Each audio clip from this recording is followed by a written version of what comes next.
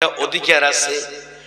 আল্লাহ পাক রব্বুল আলামিন নারীদের অধিকার আজকে নয়, কালকে নয়, আজ থেকে ১৫০০ বছর আগে পবিত্র কোরআনুল কারীমের একটি সূরা দিয়েছেন, সূরাতুন নিসা। বলেন সুবহানাল্লাহ।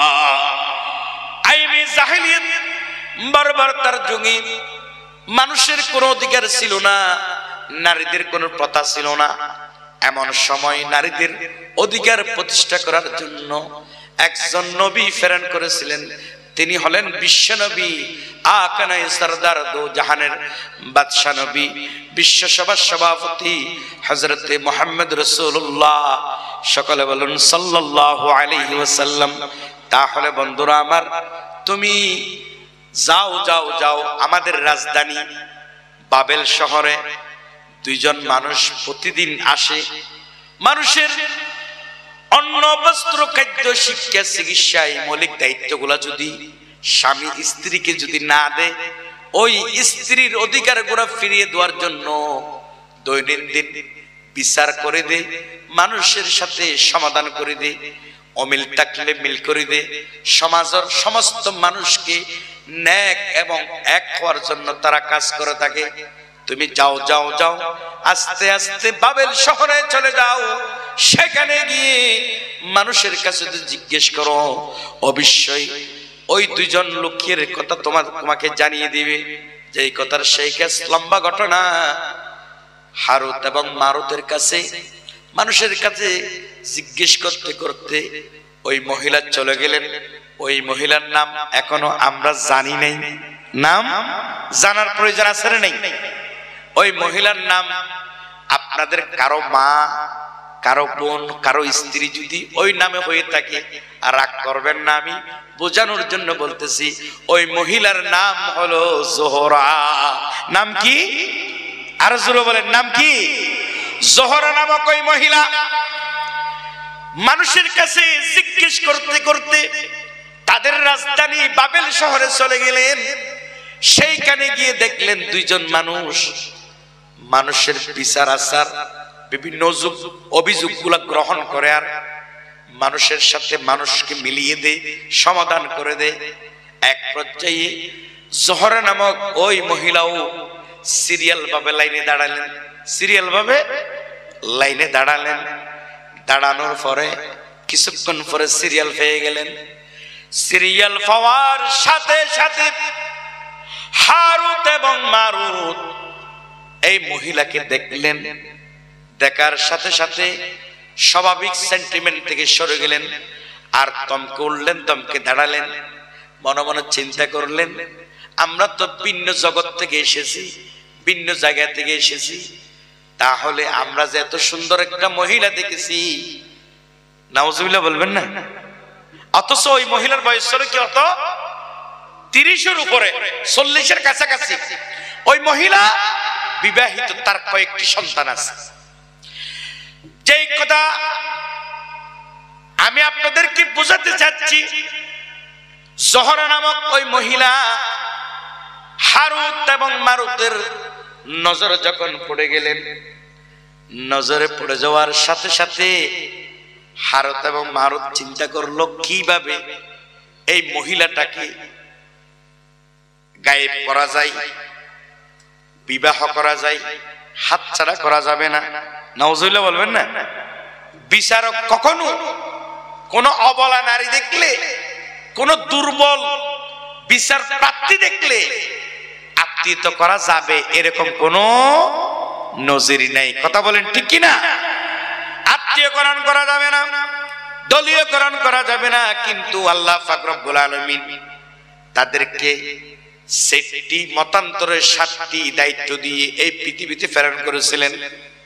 তারা যখন ওই বিচার প্রার্থী জোহরা নামক ওই মহিলাকে দেখলেন, দেখার সাথে সাথে তারা দুজনেই সেন্টিমেন্ট থেকে সরে গেলেন, থমকে উঠলেন, থমকে দাঁড়ালেন।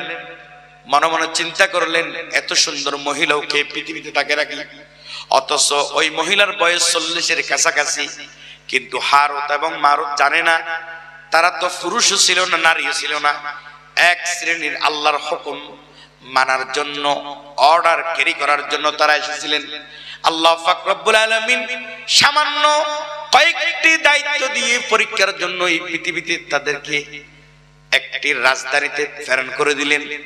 হারুত এবং মারুত জোহরাকে যখন কাছে আসলে বললে যে জোহরা তোমার কি অপরাধ, কি সমস্যা বলো। জোহরা বললেন আপনারা জানেন আমি অনেকক্ষণ ধরে আপনাদের সামনে দাঁড়িয়ে আছি, আমার দাঁড়ানোর মূল উদ্দেশ্য হলো আমার বাড়ি অমুক শহরে অমুক এলাকায়, সেখান থেকে একজনের কান থেকে শুনেছি আপনারা প্রতিদিন বিচার করেন, ন্যায় বিচার, ইনসাফ বিচার করেন। এই কারণে আমি আমার স্বামীর বিরুদ্ধে বিচার দেওয়ার জন্য এসেছি। এখন হারুত এবং মারুত আরো দুর্বল জায়গায় হাত দিয়ে দিলেন, আরো দুর্বল জায়গায় হাত দিয়ে দিলেন। বলছে যে এখন আমরা তাকে আটকাতে পারবো। কি দিয়ে আটকাবে? যেমনি করে সমাজের ভিতরে কতগুলা বড় বড় পয়সাওয়ালা লোক আছে, ক্ষমতাশীল লোক আছে, যখন ক্ষমতা পেয়ে যায় অবেলা দুর্বল নারী পুরুষদের কোন বিচারের ঘটনা যদি তাদের কাছে যায়, তাদের কাছ থেকে যে কোনো অজুহাত দেখিয়ে তাদের সম্পদ থেকে শুরু করে তাদের সম্পূর্ণ জিনিসগুলা তারা হরণ করে নিয়ে জোরে বলেন নাউজুবিল্লাহ। তাহলে বন্ধুরা আমার, হারুত এবং মারুত দুইজনে সিদ্ধান্ত মনে মনে চিন্তা করলো ওকে হাতছাড়া করা যাবে না। যদি হাতছাড়া না করি অবশ্যই তার পক্ষে আমরা রায় দিয়ে দিব। নাউজুবিল্লাহ বলবেন না?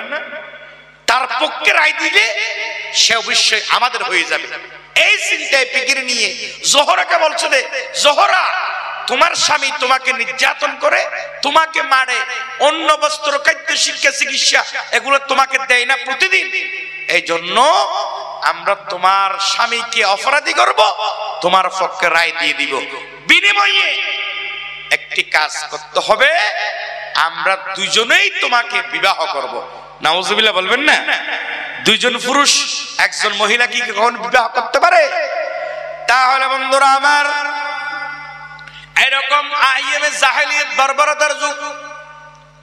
এই জন্য শায়ের বলেন এই জবানার মানুষগুলোর, এই জবানার নেতাগুলোর নেতা নাহি বলে, গাদা গুড়া হার মানাইয়া, গরু গুড়া হার মানাইয়া হাইনার মতো চলে, আমি কেন আইলাম রে এই জবানাতে মৌলা, কেন আইলাম রে মৌলা, কেন আইলাম রে জবানাতে মৌলা, কেন আইলাম রে।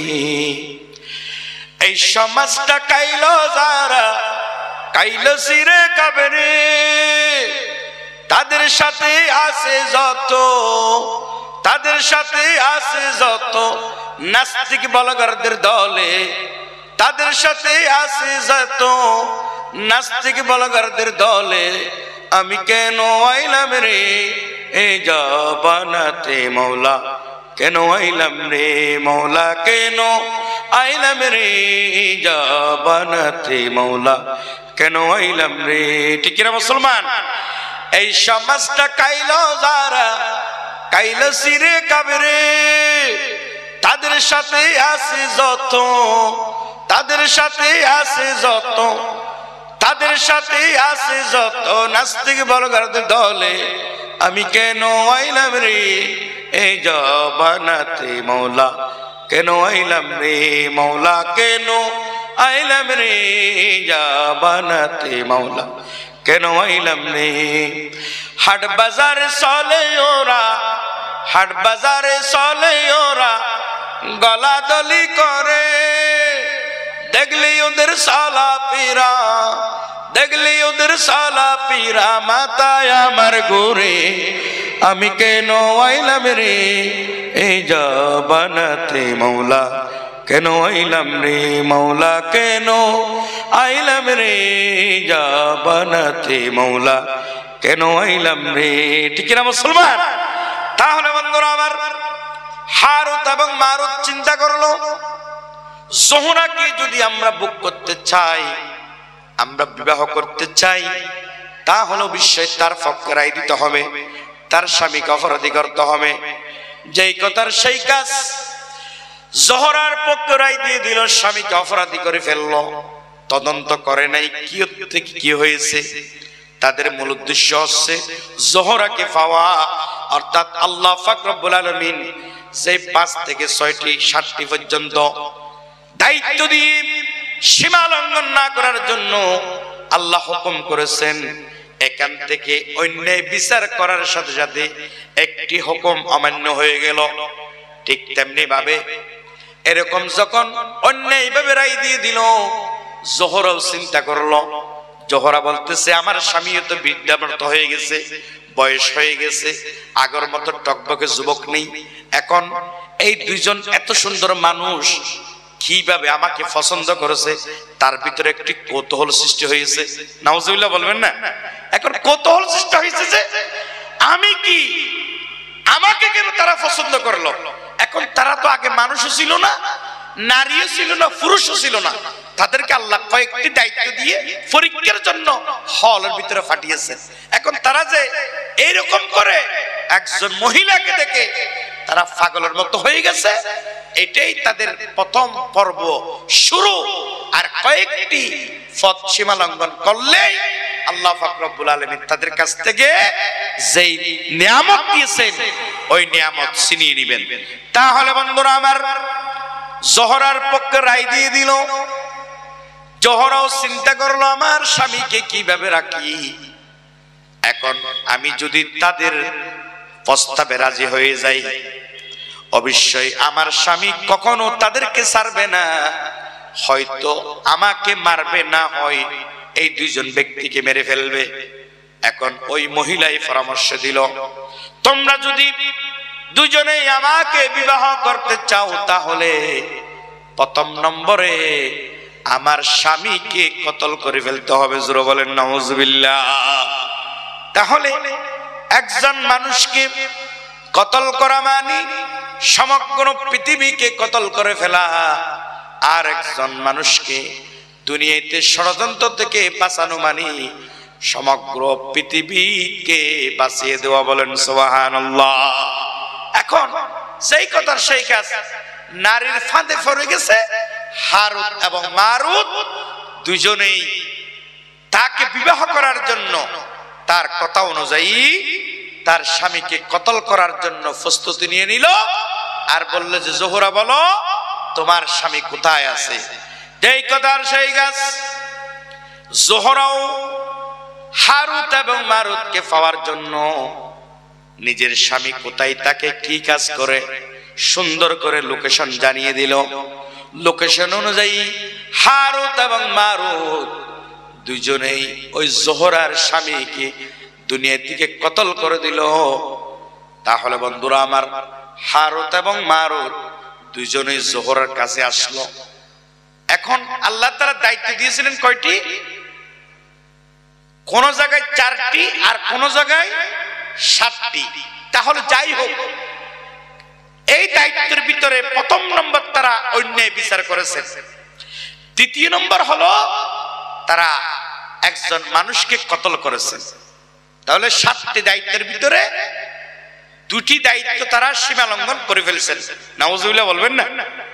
তাহলে বন্ধুরা আমার, জোহরা নামক ওই মহিলা তার স্বামীকে যখন কতল করা ফেরা হলো, এসে বলতেছে তোমরা দুইজনেই যদি আমাকে কিভাবে বিবাহ করবে, এটা তো কখনো হতে পারে না।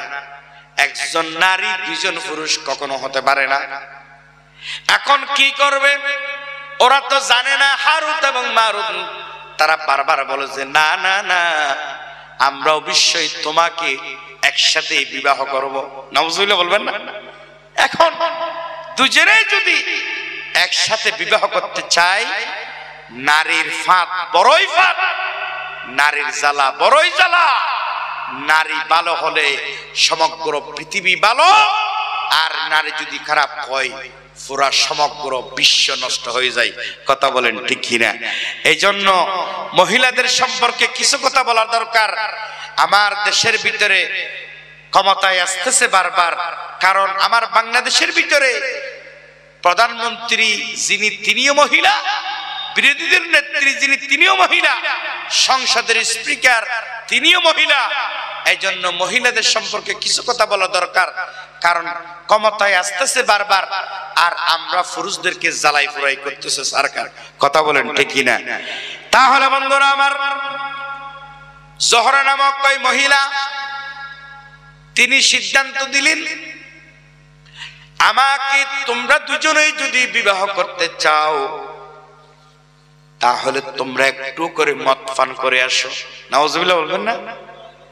এখন মদ পান যদি করে, আমাদের দেশের যারা মদদি আছে রাতের বেলা যখন মদ পান করে দোকান থেকে হাট বাজারে যখন চলে, রাস্তার ভিতরে যদি কোন একটা খাম্বা পাই, কারেন্টের খাম্বা হোক, বিদ্যুৎ আর যে কোনো টেলিকম কোম্পানির কোন খাম্বা যদি পেয়ে যায়, আর যদি কোনো বড় গাছ যদি পেয়ে যায়, গাছটাকে ধরার সাথে সাথে বলে, এই গাছ, এই খাম্বা, এই দুনিয়াটা আমার, এই দুনিয়াটা আমার।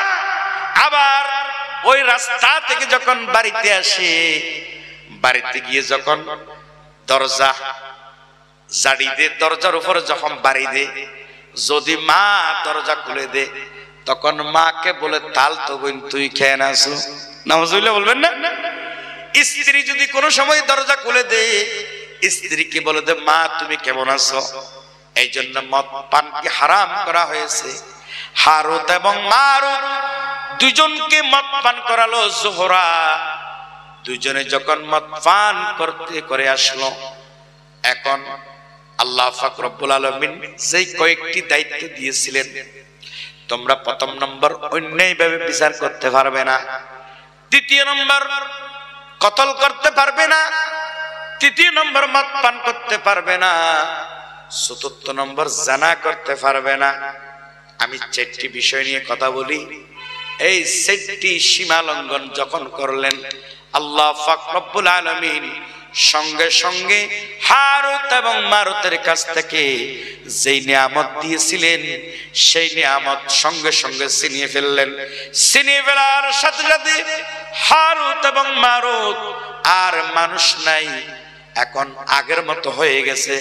হঠাৎ করে এই আগের পরিবেশে চলে যাওয়ার কারণে সঙ্গে সঙ্গে হাউমাউ করে কান্নাকাটি শুরু করে দিল, চোখের পানি ছেড়ে দিল, পাথরে আর গাছে দেবালে যেখানে যেটা পাই সেটা নিয়ে আঘাত করতে লাগলো। এই আঘাত যখন আল্লাহ পাক রব্বুল আলামিন উপর থেকে দেখতেছে আর বলতেছে, এখন কোনো আফসোস করে লাভ হবে না, তোমাদেরকে যে দায়িত্ব দিয়ে আমি পৃথিবীতে প্রেরণ করেছিলাম সীমা লঙ্ঘন করেছো, এখন আর কোনো সুযোগ নাই, উপরে চলে আসো। হারুত এবং মারুত আল্লাহর হুকুমে উপরে চলে গেলেন। আল্লাহ পাক রব্বুল আলামিন সমস্ত মালায়েক ফেরেশতাদেরকে ডাকলেন।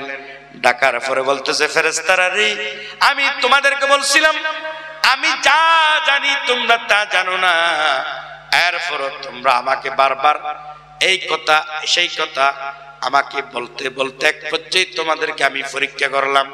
তোমরা পরীক্ষায় গেলে, আর তোমরা পরীক্ষায় উত্তীর্ণ হতে না পারলে কি শাস্তি হবে সেটাও তোমরা মেনে নিয়েছো। এখন তোমরা বলো, তোমরা যাদেরকে বাছাই করে পরীক্ষার জন্য প্রার্থী করেছিলে এদের শাস্তি কি হবে? সমস্ত মালায়েক ফেরেশতারা বলল, ও আল্লাহ, আমরা বড়ই অসুবিধা পেয়ে গেছি, বড়ই ভুল করে ফেলেছি, মারাত্মক ভুল করে ফেলেছি। ও আল্লাহ, তুমি আমাদেরকে মাফ করে দাও, আমরা আর কখনো সীমা লঙ্ঘন করব না, আর পথভ্রষ্ট হব না। তুমি যা বিচার করার আমাদেরকে এখন বিচার করে ফেলো, আমাদের বিচারকে ঝুলিয়ে রাখিও না। আমাদের বিচার যদি ঝুলিয়ে থাকে, কাল কিয়ামতের ময়দানে আখেরি নবী বিশ্ব নবী হযরতে মুহাম্মদ রাসূলুল্লাহ, সকলে বলুন সাল্লাল্লাহু আলাইহি ওয়াসাল্লাম, সেদিন তার উম্মতদেরকে নিয়ে কিয়ামতের ময়দানে উপস্থিত হবে।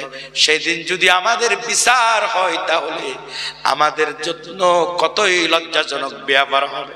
যেই কথার সেই গাছ, এই কথা শুনে আল্লাহ পাক রব্বুল আলামিন তাদেরকে রুখসত দিলেন, তাদের কথাটা মেনে নিলেন। আল্লাহ বললেন, হ্যাঁ হ্যাঁ ঠিক আছে, কিন্তু তোমাদের কথা আমি মেনে নিলাম, কিন্তু হারুত এবং মারুত যে সীমা লঙ্ঘন করেছে তাদের দুইজনের জন্য একটি ট্রাইব্যুনাল গঠন করা হবে। যেই ট্রাইব্যুনালের ভিতরে হারুত এবং মারুতকে তাদের কল্লা নিচের দিকে দিয়ে, ফা দুটো উপর দিকে দিয়ে এই যে আরম্ভ হয়েছে বিচার, এই বিচার ততদিন পর্যন্ত চলবে যতদিন পর্যন্ত কিয়ামত হবে না, ততদিন পর্যন্ত এই বিচার চলতে থাকবে। যেদিন কিয়ামতের ঘোষণা হবে সেদিন হারুত আর মারুত এই বিচার থেকে মুক্তি পাবে। তাহলে বন্ধুরা আমার, এই জন্য আমি আপনাকে আমাকে আমরা সকলেই সংশোধন হতে চাই, বুঝাতে চাই, বুঝতে চাই কেন হারুত এবং মারুতের ঘটনাটা আজকে টানা হলো। আল্লাহ পাক রব্বুল আলামিন আমাদেরকে হায়াত দিয়েছেন 40 বছর, 50 বছর, কাউকে 60 বছর, 70 বছর হায়াত দিয়েছেন। আন হায়াতিহি ফিমা আফনা ওয়া আন শাবাবিহি ফিমা আবলা।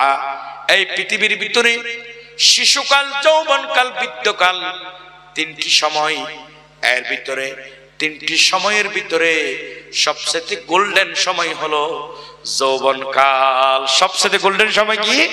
যৌবনকাল। একটু জিকির করেন লা ইলাহা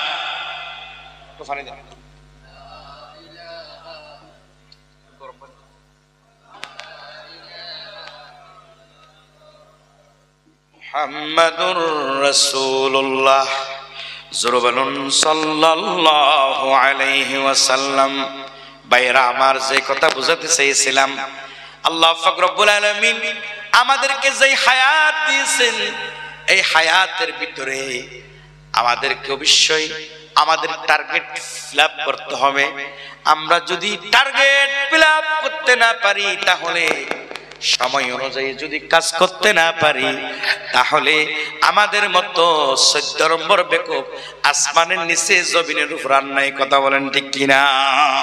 তাহলে বন্ধুরা আমার, যে হায়াত দিয়েছে, এই কম হায়াতের ভিতরে যদি আপনি আমি যদি জান্নাতের বাগী হতে না পারি, গুনাহগারের লিস্ট থেকে যদি মুক্ত হতে না পারি, তাহলে আমাদের মতো কপাল পোড়া আসমানের নিচে জমিনের উপর আর কেউ নাই। একটু জিকির করেন লা ইলাহা।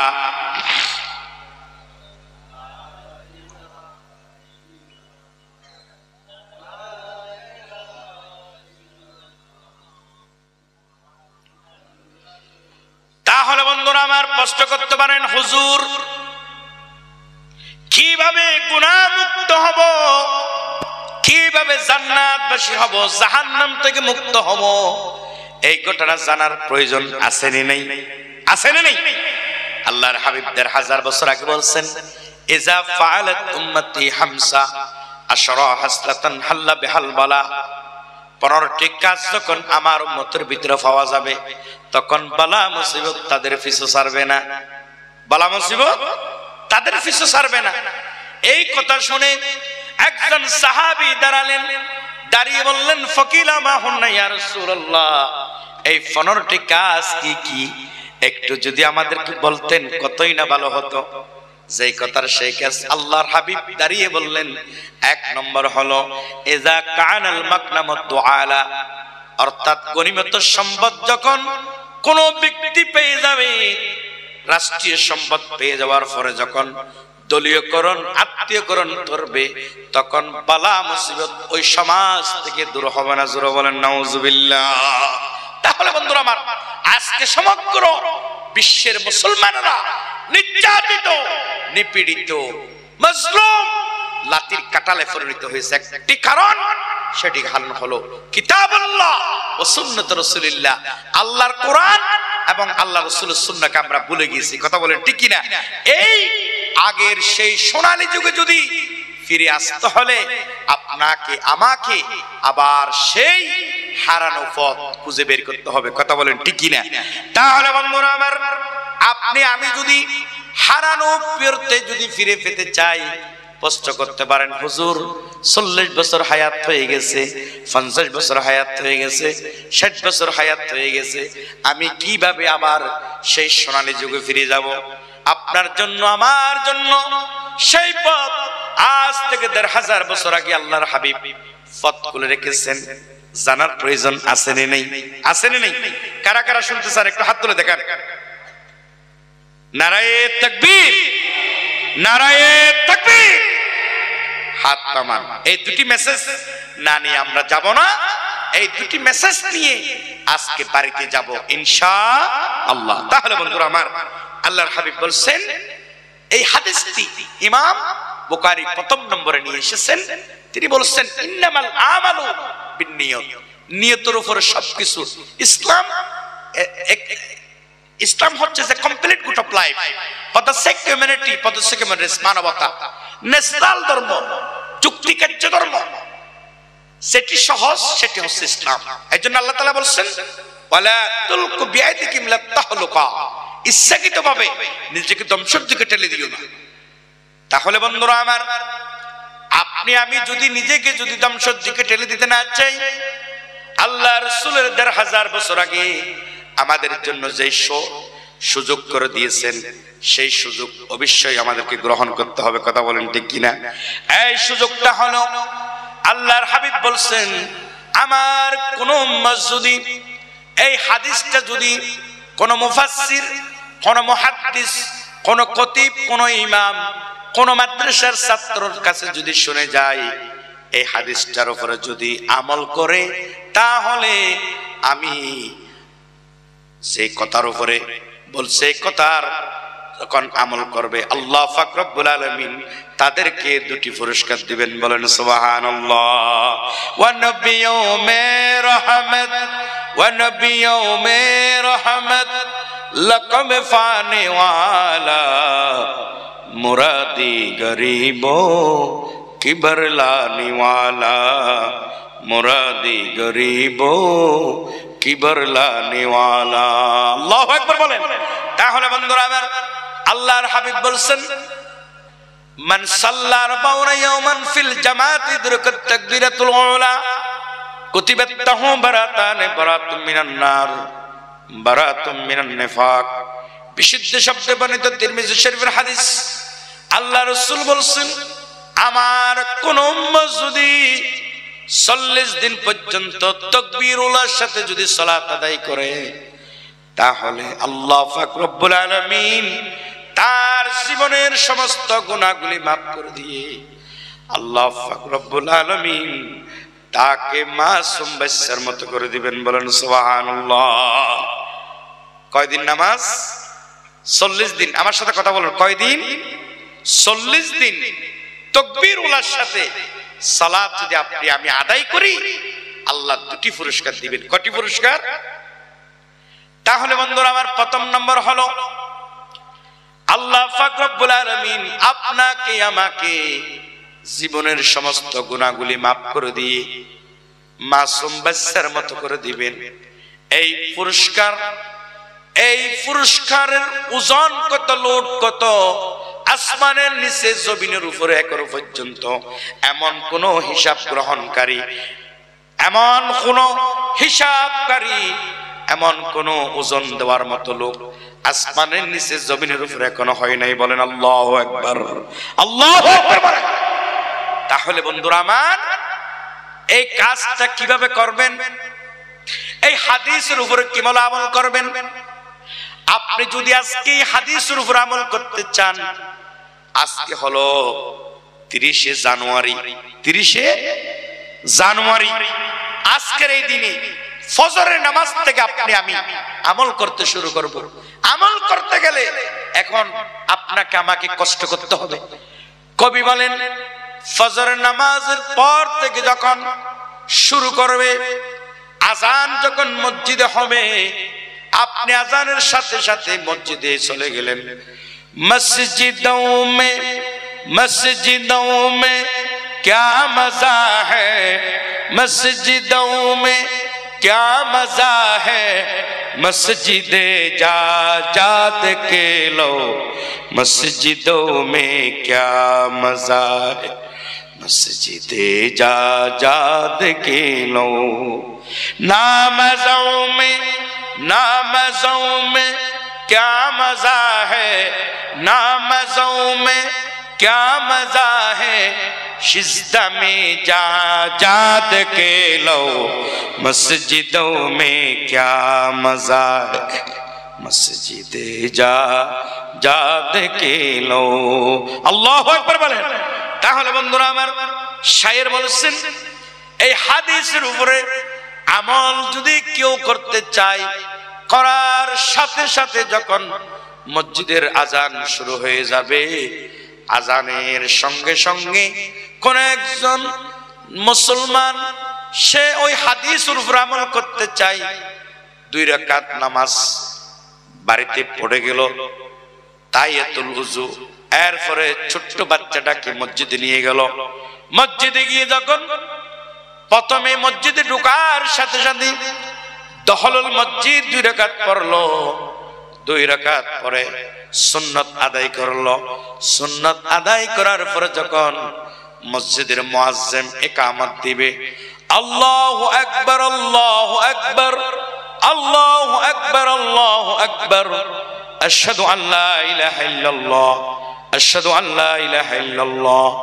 আশহাদু আন্না মুহাম্মাদুর রাসূলুল্লাহ আশহাদু আন্না মুহাম্মাদুর রাসূলুল্লাহ হাইয়া আলাস সালাহ হাইয়া আলাস সালাহ হাইয়া আলাল ফালাহ হাইয়া আলাল ফালাহ কদ কামাতিস সালাহ কদ কামাতিস সালাহ আল্লাহু আকবার আল্লাহু আকবার লা ইলাহা ইল্লাল্লাহ এইভাবে যখন ইকামত দিবে মানুষ সকলেই লাইন ধরে দাঁড়িয়ে যাবে ইমামের পিছনে ইমাম যখন নিয়ত বাঁধবে আপনিও নিয়ত করলেন ইমাম যখন রুকু যাবে আপনিও রুকু চলে যাবেন রুকু থেকে যখন উঠে যখন সিজদায় চলে যাবেন তখন আপনি যখন ইমামের পিছনে যখন সিজদায় চলে যাবেন এখানে আল্লাহ পাক রব্বুল আলামিন তার বান্দা কি রকম সম্পর্ক হয়ে যায় জেনে নিন বান্দা যখন বলে সুবহান রাব্বিয়াল আলা এরকম বলতে থাকে বিভিন্ন দোয়া পড়তে থাকে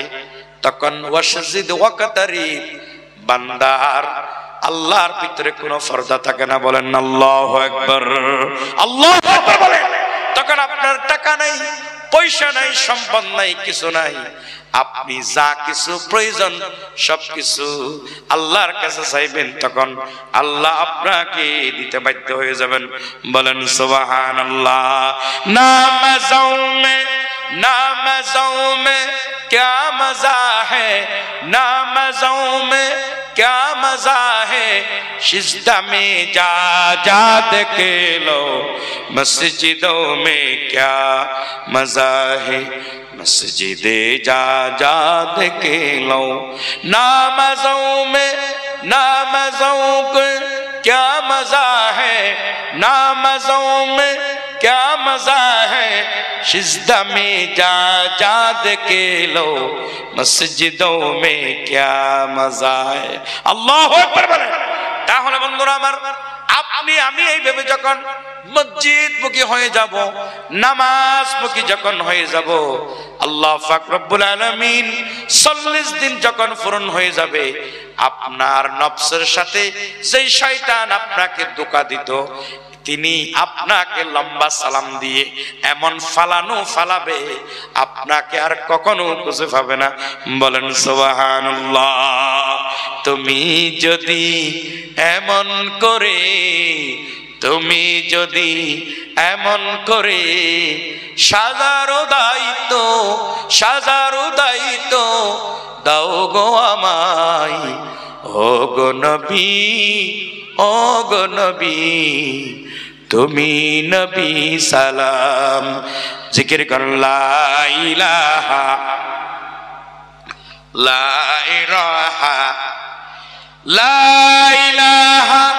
ইল্লাল্লাহ মুহাম্মাদুর রাসূলুল্লাহ জোরে বলুন সাল্লাল্লাহু আলাইহি ওয়াসাল্লাম। তাহলে বন্ধুরা আমার প্রথমে আপনি একটি পুরস্কার পেয়ে গেলেন দ্বিতীয় নম্বর হলো আমরা সকলে বলি আল্লাহ না করুন কোন কারণে যদি আমরা মুনাফিকের লিস্টে যদি পড়ে যাই মুনাফিকের শাস্তি এত ভয়ঙ্কর মুনাফিকের শাস্তি এইরকম এত কষ্ট হবে মুনাফিক মুনাফিক কাদের কি আপনি কি চিনতে পারবেন? আমরা কি চিনতে পারবো?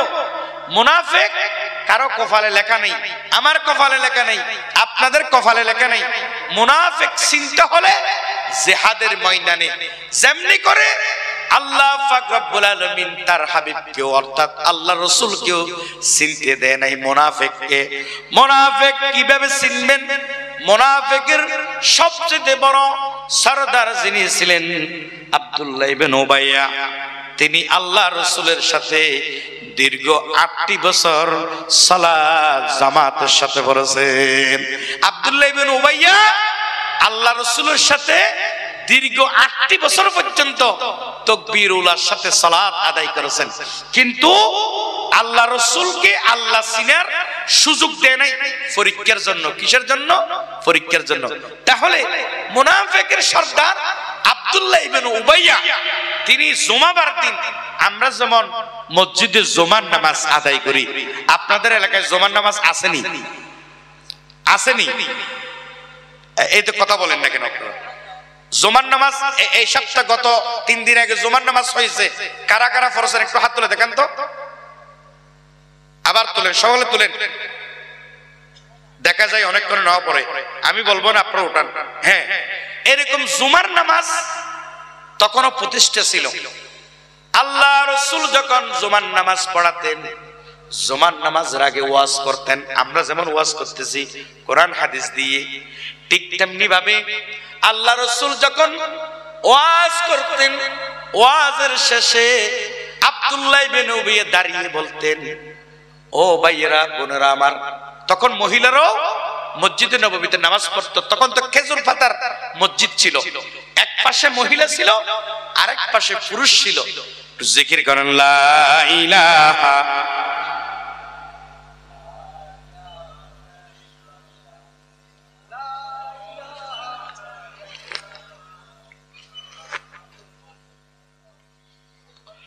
প্রশংসা সবই কেবল তোমারি, প্রশংসা সবই কেবল তোমারি রব্বুল আলামিন। দয়ালু মেহেরবান, দয়ালু মেহেরবান করুণায় পুরান, দয়ালু মেহেরবান করুণায় পুরান। আর কেহ নাই তুমি মালিক শেষ বিচারের দিন, শেষ বিচারের দিন। কেবল তোমারি করি ইবাদত, কেবল তোমারি সাহি নিয়ামত, কেবল তোমারি করি ইবাদত, কেবল তোমারি সাহি নিয়ামত, কেবল তোমারি করি ইবাদত, কেবল তোমারি সাহি নিয়ামত। দাও দিশা দাও সরল পথের, দাও দিশা দাও সরল পথের। হে অসীম দয়াময়, হে অসীম দয়াময়। পড়ুন, প্রশংসা সবই কেবল তোমারি রব্বুল আলামিন। দয়ালু মেহেরবান করুণায় পুরান, দয়ালু মেহেরবান করুণায় পুরান। আর কেহ নেই তুমি মালিক শেষ বিচারের দিন, শেষ বিচারের দিন। কেবল তোমারি করি ইবাদত, কেবল তোমারি সাহি নিয়ামত। দাও দিশা দাও সরল পথের, দাও দিশা দাও সরল পথের। হে অসীম দয়াময়, হে অসীম দয়াময়। আল্লাহু আকবার বলেন। তাহলে বন্ধুরা আমার,